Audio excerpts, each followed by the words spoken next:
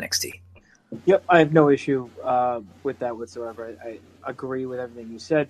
The only reason why I went with New Japan over NXT is because the sheer volume of great content they put out. But the NXT Takeover shows, I mean, whenever there's a big pay-per-view, you and I usually get together for the NXT Takeover shows rather than the pay-per-view. Because the pay-per-view is 4.5 hours long, whereas NXT Takeover is 2, maybe 2.5, and it's going to be a sprint straight through, and you're not going to sit there, bored wondering what you're doing. So I take no issue with that whatsoever. So that's going to go to Card of the Year. Take it away. What do you got? Well, I guess building off of that, the last category, I ended up picking TakeOver Brooklyn 3 as the Card of the Year. And when I looked at the matches again and watched some of them, there was only 5 matches on the card, and the opener was Andrade Almas versus Johnny Gargano, which was an excellent match. You had Sanity winning the tag titles from Authors of Pain, their first loss, which also then introduced Fish and O'Reilly as a tag team in NXT.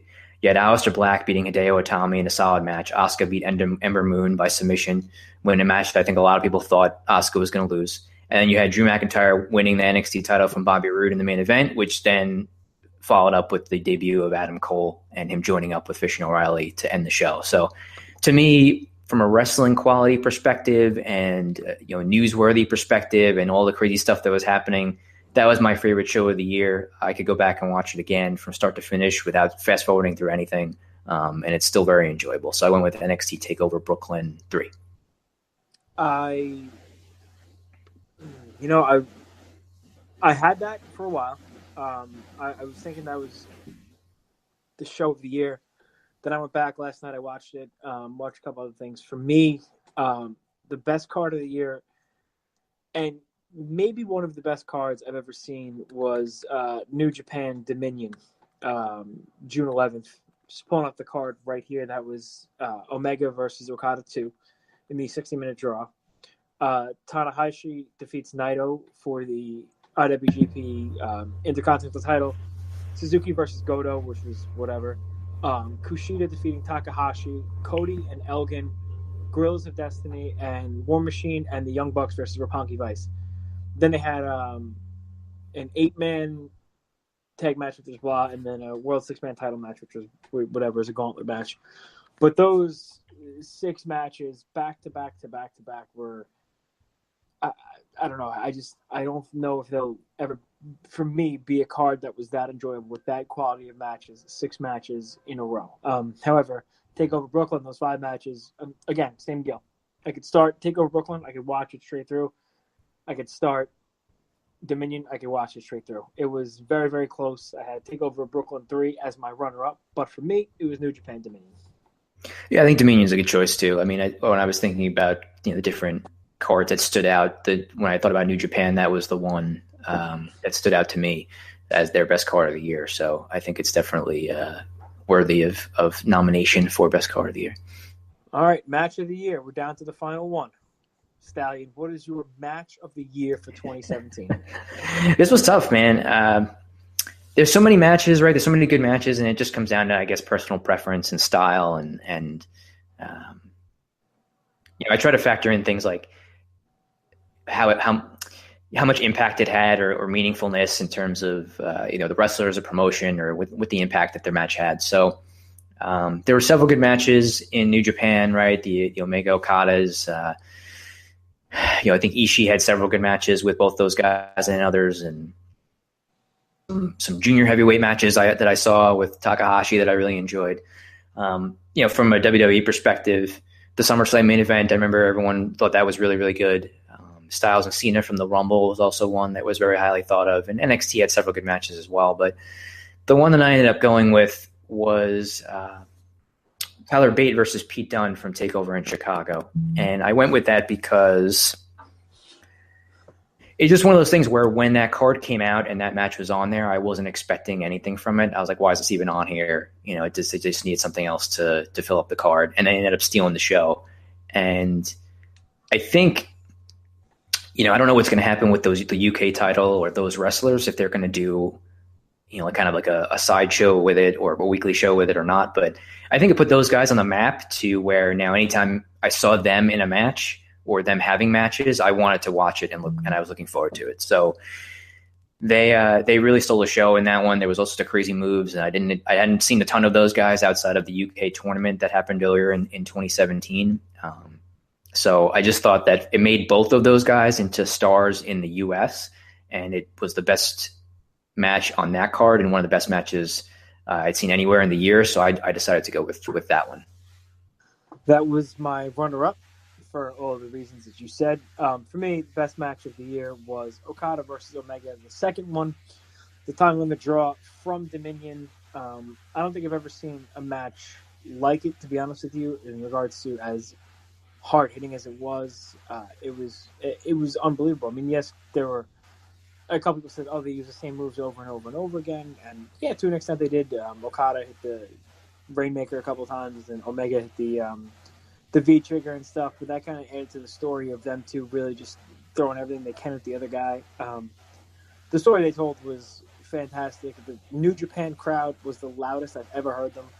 They are a very quiet crowd usually, and they were on the edge of their seat. The no finish made sense in that match. Normally I hate that, but just two guys, 60 minutes, and for them to follow Tanahashi and Naito, who wrestled for half an hour, and Tanahashi won the title, and then get the crowd into it in a 60-minute match is no easy feat. And for all the implications of the title, of what the story told about Omega not being able to beat Okada with the title on the line, I think it's 1A and 1B. So I would say Okada versus Omega 2.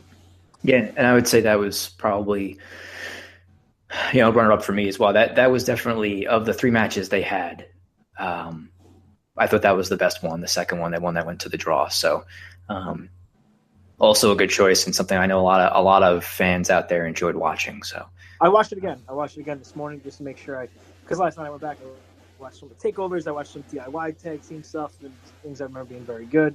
And then I watched Okada versus Omega again, and it actually blew my mind again. So I had to go with it. But there's no wrong answer unless you put a Roman Reigns match, to be honest with you. So there's that.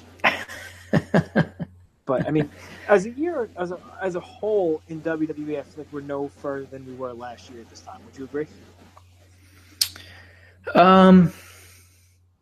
Yeah, probably. I guess from a general sense. I mean, some things have changed, but it's really at the end of the day, right? I mean, I think AJ Styles even said it in a promo on SmackDown that I saw recently, where he started the year 2017 as the champion, and he ended the year 2017 as a champion, even though there was a lot of stuff that happened in between.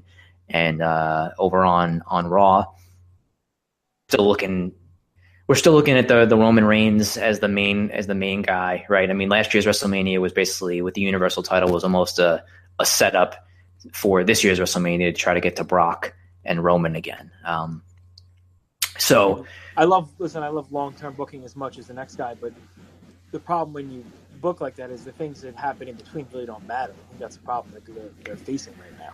Yeah, I think the difference with this one is compared to so this one isn't really officially booked, right? Like, they haven't announced it yet. I think everyone has just kind of read the internet reports and we're almost assuming in some senses that it's going to be Roman and Brock, because that's where they're heading. With the Rock and Cena one that went to WrestleMania 28, they legitimately made that match the night after WrestleMania 27, and then they built it for a year. Everybody knew that it was coming. With this, technically, we don't know that it's going to be happening, but we're all kind of operating under the idea that they're just having Brock beat everybody else but Roman, so that Roman can then challenge him at WrestleMania, whether it's a situation where Roman wins the Rumble or gets the title shot by some other means. So, and yeah, it just makes it to the point where we're watching it knowing that it's just going to wind up with Roman Reigns versus Brock Lesnar. So we're not expecting them to do anything crazy or rash in between now and then. So whenever Brock shows up on a card, that he's winning, and Roman's going to be protected for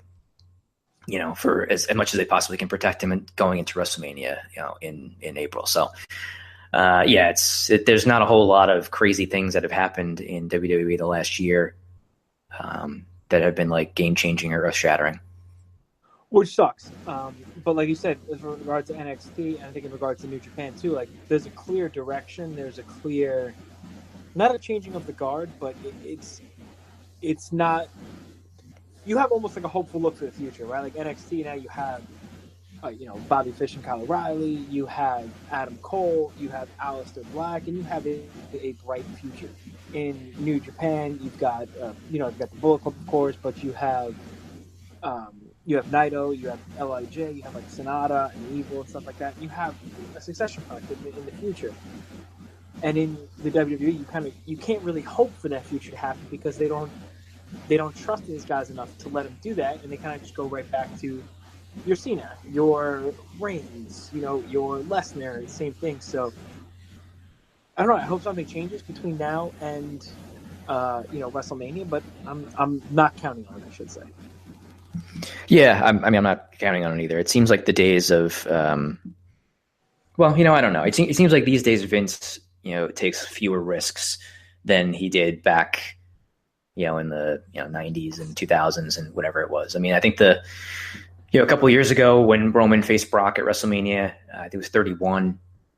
We were all operating under the idea then that Roman was going to win, and then he changed direction and had Seth Rollins cash in the main event of the show, which I don't know that everybody was expecting to happen. So that was like the last major time I think he changed significantly in the main event direction. I don't know. It just seems like he doesn't do it as frequently now. There's not a lot of crazy heel turns or, vice versa, and unexpected title changes. They don't do as much stuff anymore. It seems like they're just not as prone to doing that on the main roster. So, which is unfortunate because it kind of takes some of the element of surprise out of things. Right. There are not enough. I mean, I'm sure we're going to get Booker T in the Rumble this year or somebody like that. They think that'll cover the surprise quota, but you need something fresh. You need something new. And I don't know. Who knows? Maybe we'll get a Sami Zayn main event push. Maybe he'll start winning matches instead of jobbing a Randy Orton every week. It could be. I think. Am I right that he is fighting AJ Styles on SmackDown tomorrow night? Yes, he is. I just saw that. I'm actually. I'm quite looking forward to that match. There you go. So maybe that's the start of something for. What's going to be better, that or Wrestle Kingdom? Probably pretty close. How are we doing? You left me know.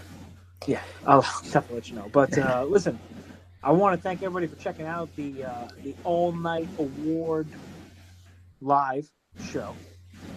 I want to thank everybody for checking us out on Twitter, at Instagram, at All Night Long WP, Facebook.com/All Night Long WP. All Night Long Wrestling Podcast is on Damage 365 Radio Network. We're on Spreaker, on the YouTube All Night Long Wrestling Podcast, and we're gonna be we got another show we got tickets to. We'll drop a teaser to that one. Hopefully in the future we'll have some people coming on from that show. The show is in early March. I'm not gonna promote the show unless they help us. You know what I'm saying, Joe? Hey, you gotta scratch your back, they scratch yours, right? That's how it works. Yeah, I'll even settle for like never mind. I'm not gonna. You know what? No, maybe my resolution 2018 is to be less crude on the air. Maybe that's whatever.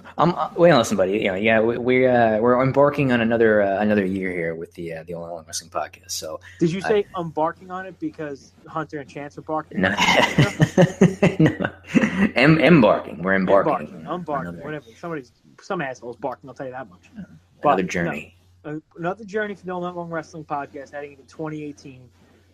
This whole remote live podcasting is going to.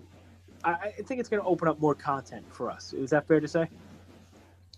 I think that's the hope. Yeah. Now that we've kind of gotten down this path where we're able to do these remote shows, it might hopefully allow us to pump out some more content and maybe hopefully some more avenues in 2018. That's what I'm hoping for. Also, I'm going to dangle another carrot here. We have somebody coming up on, I would say within the next 2 or 3 weeks.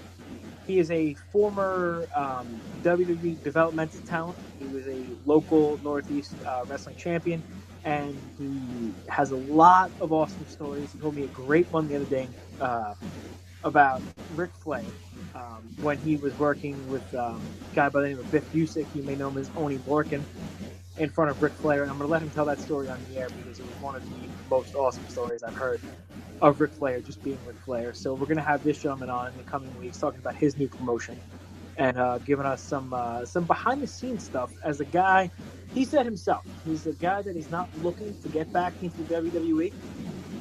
He has a great career outside of professional wrestling, but he's got a lot of stories. He's got no place to tell them.